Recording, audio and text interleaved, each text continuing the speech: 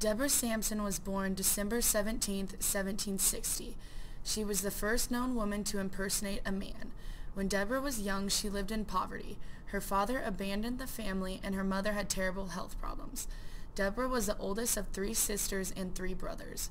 When she reached age 8, she was sold as a slave. The family that bought her allowed her to attend school in the winter, since they didn't need her on the family farm or plantation. In 1779, her slavery had ended and she became a teacher.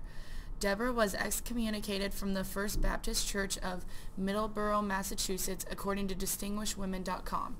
On May 20th, 1782, Sampson enlisted in the 4th Massachusetts Regiment of the Continental Army at Bellingham as a man named Robert Shirtliff.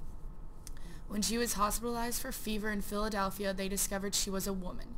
Deborah was honorably discharged from the Army at West Point on October 25, 1783 by General Henry Knox. 9 years after she was discharged, she was awarded a pension from Massachusetts, which was 34 pounds.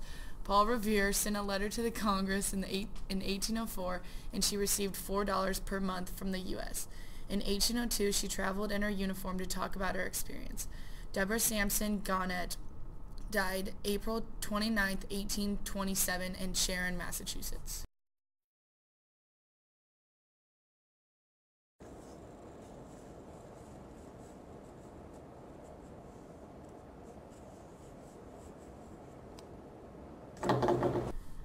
Phyllis Wheatley was born 1753 and died in 1784. Phyllis was a slave child to John and Susanna Wheatley of Boston since July 11, 1761. She accomplished many things in her lifetime. She learned to read and write in English, wrote her first poem at age 13, and was the first African American to publish a book which included 39 poems. Her poems reflected her religion and upbringing in New England. She received freedom from slavery on October 18, 1773, and continued to accomplish more things.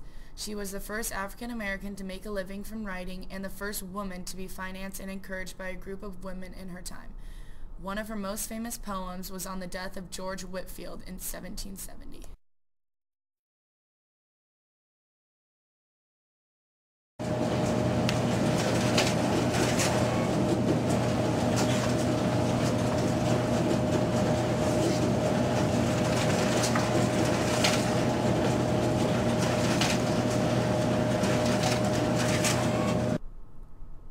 Abigail Adams was born November 11, 1744, and died October 28, 1818. Abigail married John Adams, our second president. John and Abigail spent much of their time writing love letters to one another, which included their opinions on politics and intellectual topics. Abigail, from 1883 to 1888, went with her husband on diplomatic missions to France and England. Abigail focused on women's rights, mostly in education and property. Abigail and John started a family. John Quincy Adams, their son, became part of the U.S. Senate, eventually a president of the United States. This made her the first Second Lady of the U.S. In the end, Abigail Adams was John Adams' right hand in the presidency. She was not the average woman. She knew too much knowledge for the time period. Abigail had no schooling and learned from reading books on her own.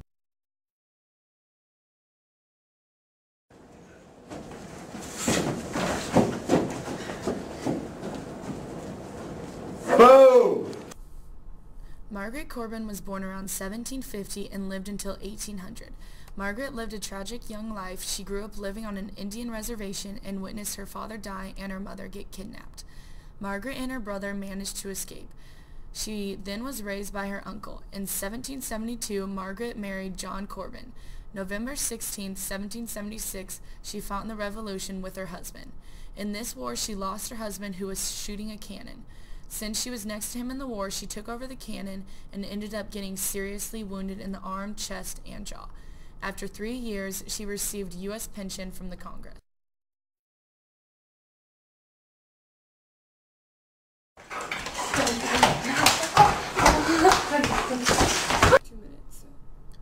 Sybil Ludington was born April 5, 1761, and passed away February 26, 1839.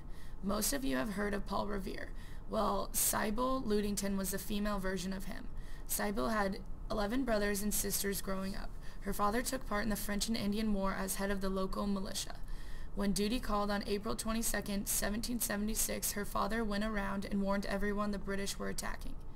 At age 16, she rode around the countryside warning people of the attack and alerting the troops to muster at Ludington's. After traveling 40 miles of riding, she returned home to find the troops ready to fight. In the end, the troops weren't able to save the town, supplies, or food, but they did stop them from advancing. Sybil Ludington will always be known for her brave ride through the countryside during the time of need.